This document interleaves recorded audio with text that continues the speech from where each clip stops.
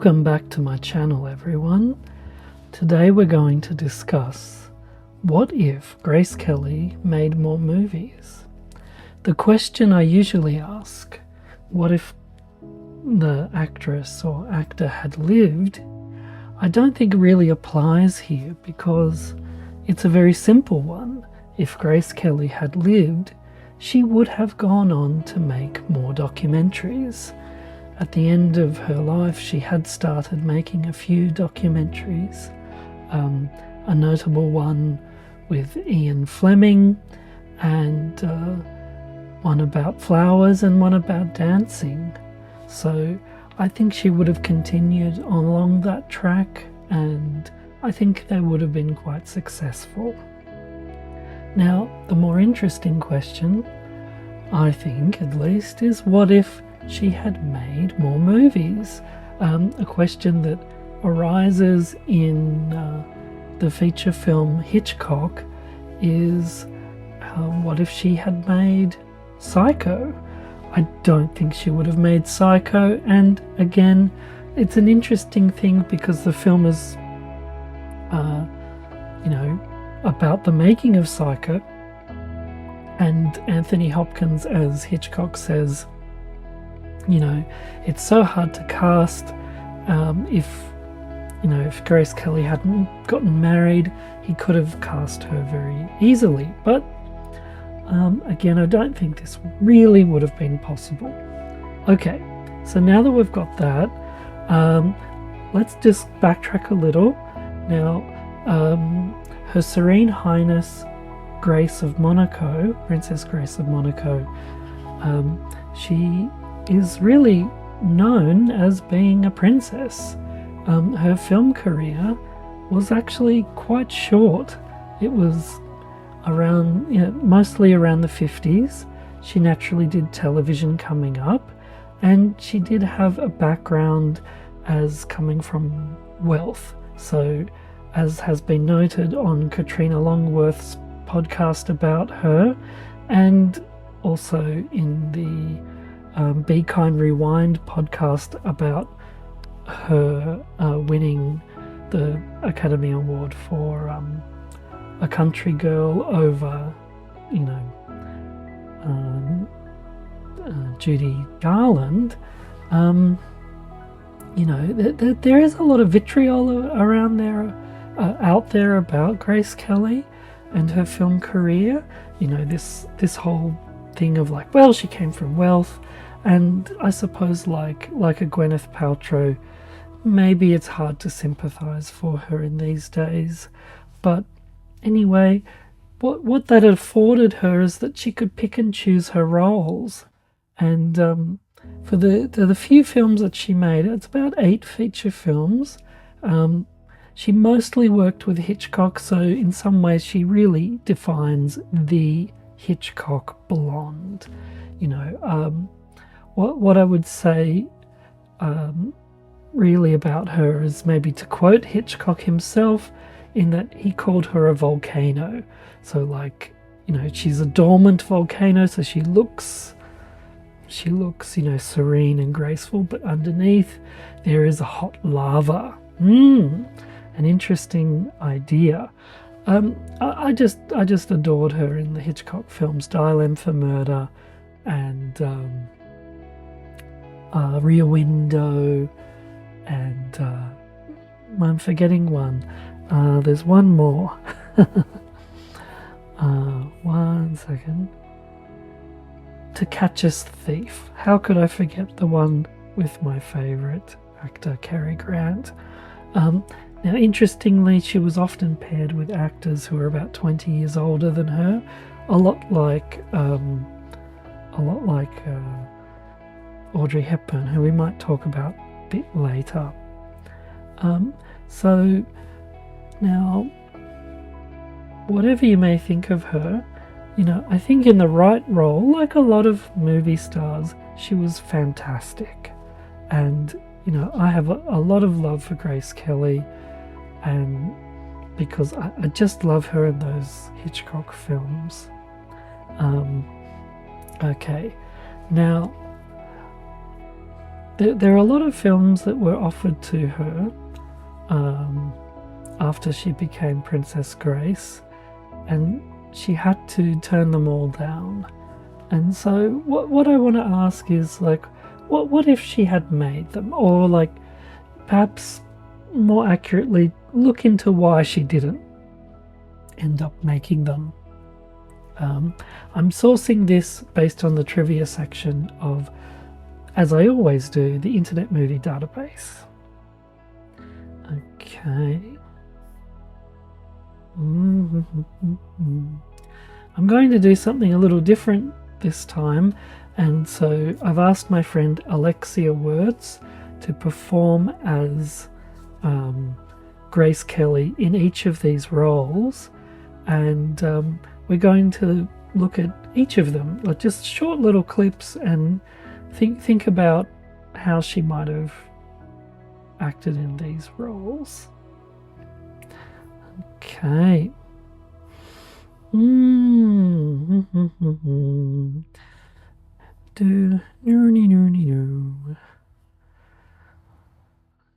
going to edit all this out, or maybe I won't. Grace Kelly. Okay, so it wasn't Psycho that Hitchcock wanted Grace Kelly for. In fact, it was the film that ultimately went to the mother of Melanie Griffith, Tippi Hedren. So the film is Marnie.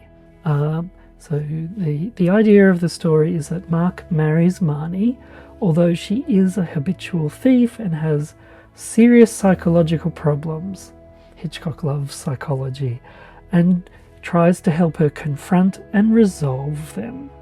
Okay, so an interesting role, but perhaps you can see the snag, why ultimately she had to turn it down.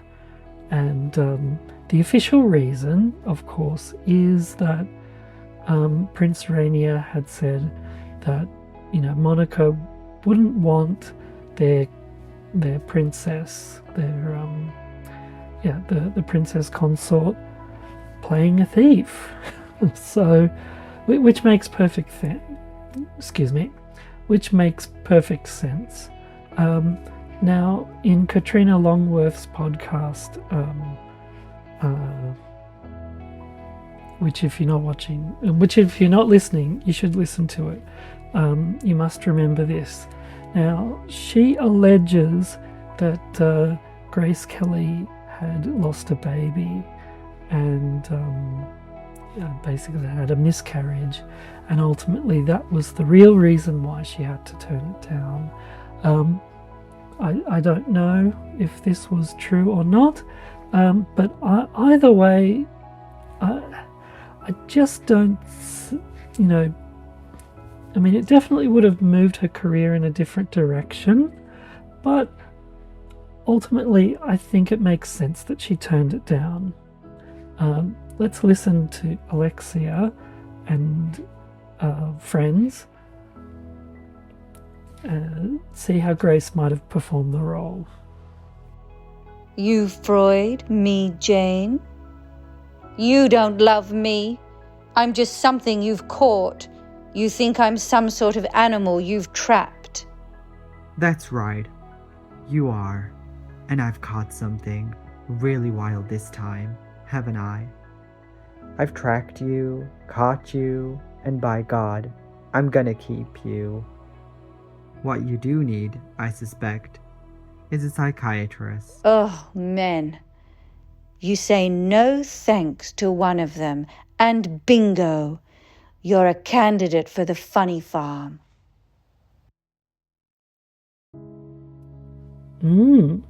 What do you think? I think Alexia's done a great job. Now, perhaps, much like what Audrey Hepburn did with, now this might be controversial on my channel, but much like what Audrey Hepburn did with Breakfast at Tiffany's, I think by Grace Kelly playing this role, I think it may have masked the thievery aspect of it. I think, she could have made it seem like this wonderful, fun little hobby. So, the way, Audrey Hepburn makes being an escort seem like a wonderful little thing to do to get by. Whereas I think if Marilyn had played if Marilyn had played Breakfast at Tiffany's, I don't think we could have, shut our eyes to that character's job. So one of the two films that she was scheduled to do, but obviously when she got married, it was, she had to bow out.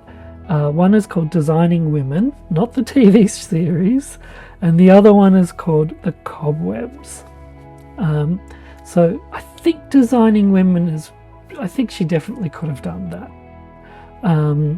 Now, in Designing Women, if you don't know, a sports writer, Mike, and a fashion designer, Marilla, marry after a whirlwind romance and discover that they have little in common. Okay, now I think I can see another snag why the prince wouldn't have wanted her to do that, because perhaps they had a bit of a whirlwind romance, and I don't think, audiences have a hard time separating, the actor from the person, and, I worry that people might have, I guess the prince would have thought like, oh, people are going to think this is us. But I think it could have been a fabulous role for her in this sort of light comedy. Now, obviously, it would have been very different to the person who ultimately did it, Mrs. Humphrey Bogart herself, Lauren Bacall. So let's see Alexia, and let's hear Alexia's version of it.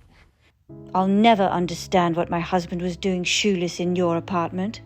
What's that in your lap? Ravioli. Didn't you care for it? Oh no, it's very good here. Okay. I think it could have been fun, and it definitely would have been less acerbic. But I would have liked to have seen her with Gregory Peck. Okay, now the Cobwebs. Now remember, this is like, the peak of Freudian stuff in the 60s and 50s and 60s. Now the Cobwebs is set at a private psychiatric clinic and focuses on the daily dramas and interactions between the doctors, nurses, administrators, benefactors, and patients. Are accentuated by the personal and family crises of these individuals. Okay, now Grace Kelly was offered the role of Meg, again a very acerbic character, and funnily enough, played by Mrs. Humphrey Bogart again. So it's, I guess she benefited from Grace Kelly becoming Princess Grace. My mother did her loving best to ruin me. I fooled her, though. Got over it. Withstood it anyway. How? Got analyzed. Now I'm perfect. You mean people can get better? It helps, if you work at it. Now beat it. Again, very acerbic. You can kind of see the pattern that perhaps, I think our image of Grace Kelly, had she not gotten married, or had she played these kind of roles, would have become very cynical and acerbic in the 60s. Now, likely, like I said, because it would have been Grace playing these roles, it would have been perhaps watered down a bit, or seemed a lot more fun than more acerbic, like Lauren Bacall's version. the offers, I don't want to say the offers dried up, but so later on she became a board director at 20th Century Fox, and she nixed the making of a kind of, comedy, black comedy film called Who Killed Bambi. I'm kind of glad she did, to be perfectly honest. But the role that apparently she really campaigned for was the Turning Point. Now, the Turning Point focuses on a relationship between two ballet dancers. Basically, when her daughter, Emilia, joins ballet company, a former dancer, Dee Dee, is forced to confront her long ago decision to give up the stage and have a family. Okay, now you can see why Grace would have campaigned for this role. Like, she read it when she was the board director, and she really wanted to play the role of Dee Dee, the woman who gave up her career to become a mother. And again, apparently the prince did nix that idea and just said, look, just give up on wanting to be an actress. If you read a lot of the quotes from Grace, it's hard to kind of decide, like, how did she really feel about Hollywood.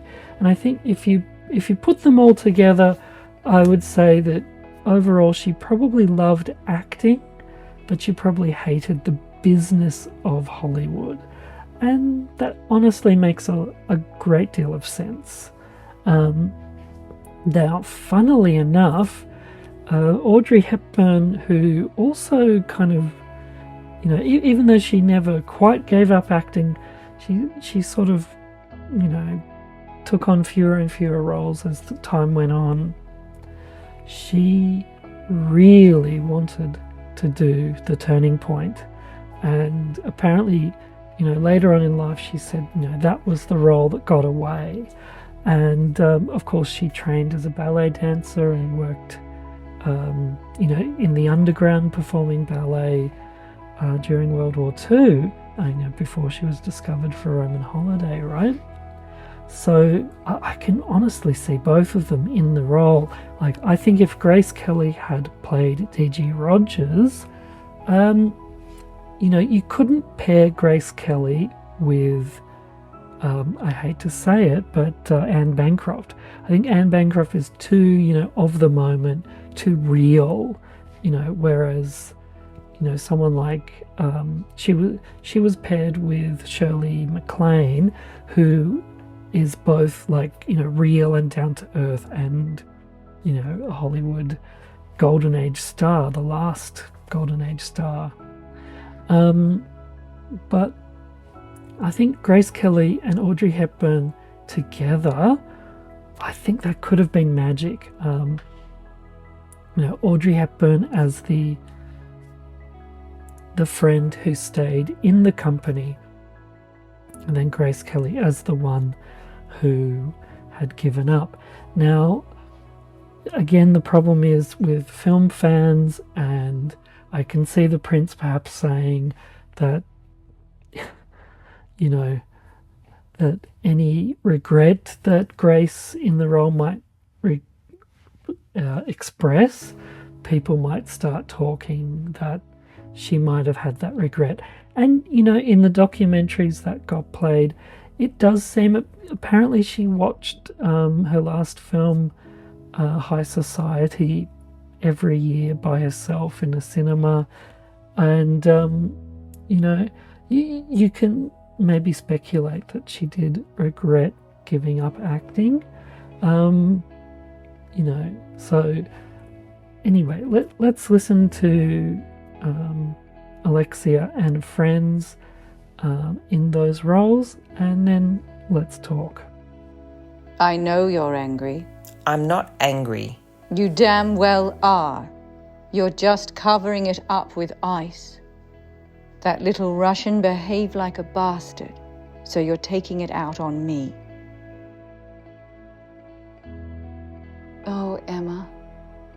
If only she knew what we know now. It wouldn't matter worth a damn. Oh, God, I look like shit. Next to Wayne, we all did. Emma said some things. First, she said I married you and had a family with you because I knew I wasn't good enough to go professional as a ballet dancer. That wasn't true. But she also said I had a child with you to prove that you were straight. That was sort of true.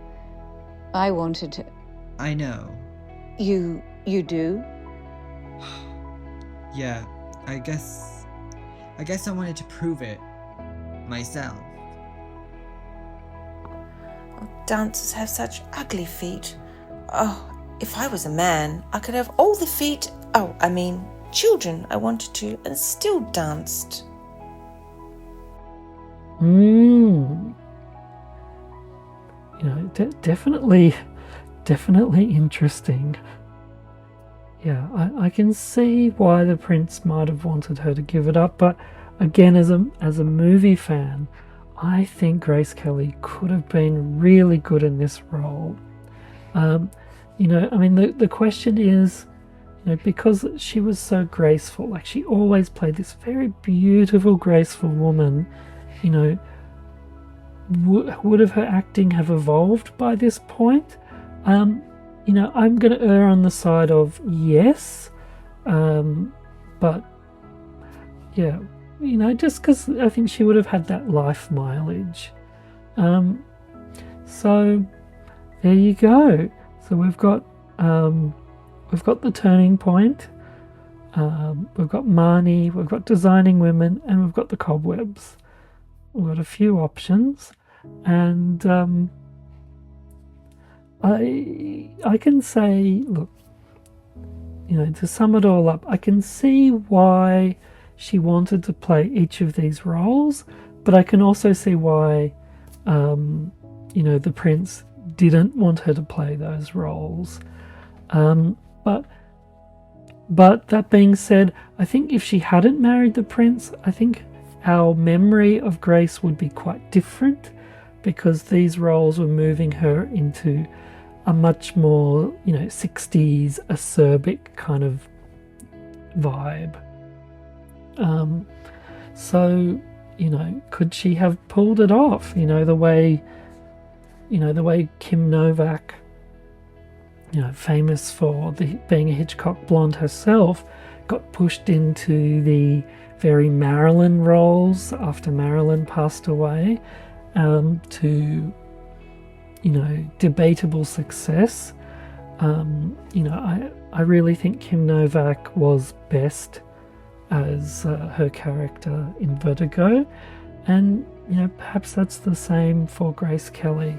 So I hate to say it, but I think the greatest role that Grace Kelly ever played was as Princess Grace, and I think it's the role she was born to play.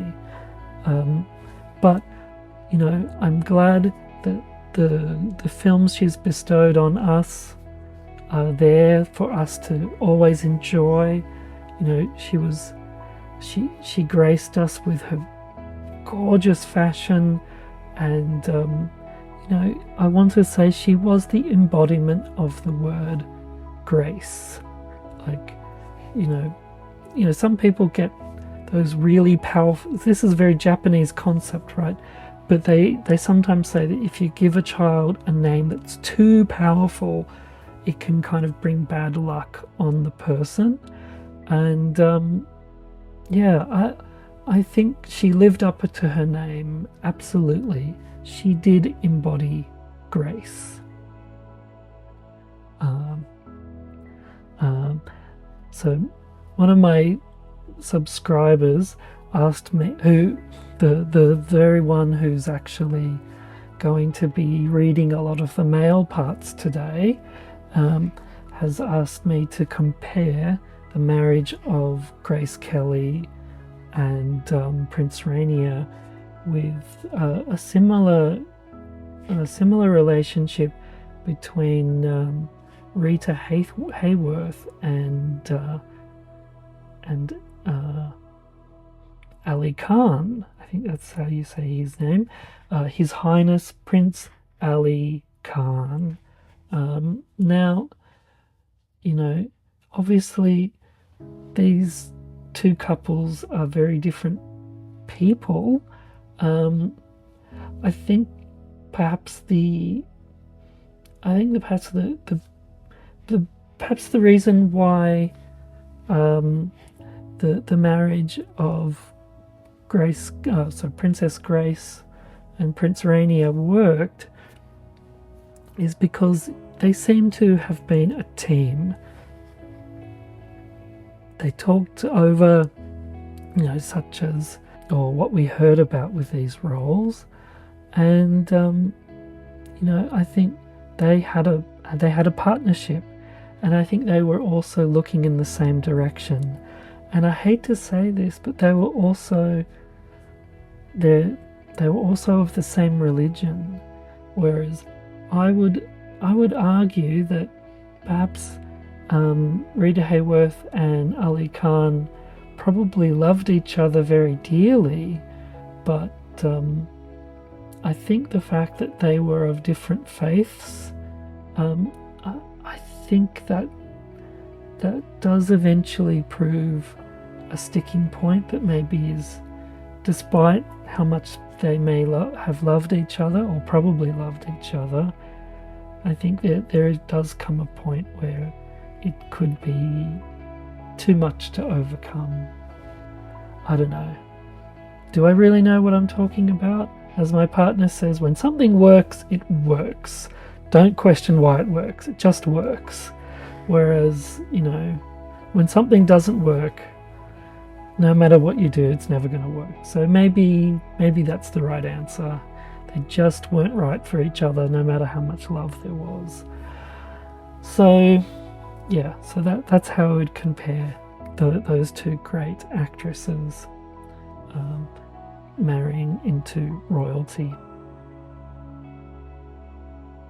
I've had many happy moments in my life, yes. I don't think being happy is a perpetual state that anyone can be in. No, life isn't that way. But I suppose I have a certain peace of mind, yes. And my children give me a great deal of happiness. And my life here has given me many satisfactions.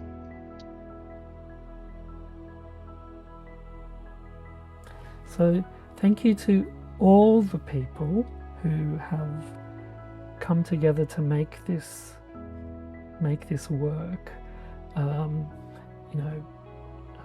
Because it's not just one person making a monologue. It's because it was very hard to get monologues out of these different films. So it was always about having to do these dialogues. And thank you to my dear friend Alexia, and thank you to all my dear friends who have helped to make this, and thank you for listening. What do you think? I think Grace Kelly has taken a lot of heat recently in some of these podcasts. As much as I like Be Kind Rewind, as much as I like Katrina Longworth's podcast, it's not Grace Kelly's fault that she won. As much as I dearly love Judy Garland, there certainly was, there was that idea perhaps that, perhaps it was too close to home. We see like Bette Davis not winning, and Gloria Swanson not winning in roles where people kind of felt like, they're just playing themselves. So perhaps that's why Judy Garland didn't win for that particular role. And people always forget Judy Garland won an Oscar. It was a junior Oscar, but she won an Oscar for The Wizard of Oz. So she is an Oscar winner. So anyway, I'm sorry I've had to talk about Judy Garland in the Grace Kelly video, but there you go. Tell me what you think of the video. Do you prefer it without my face?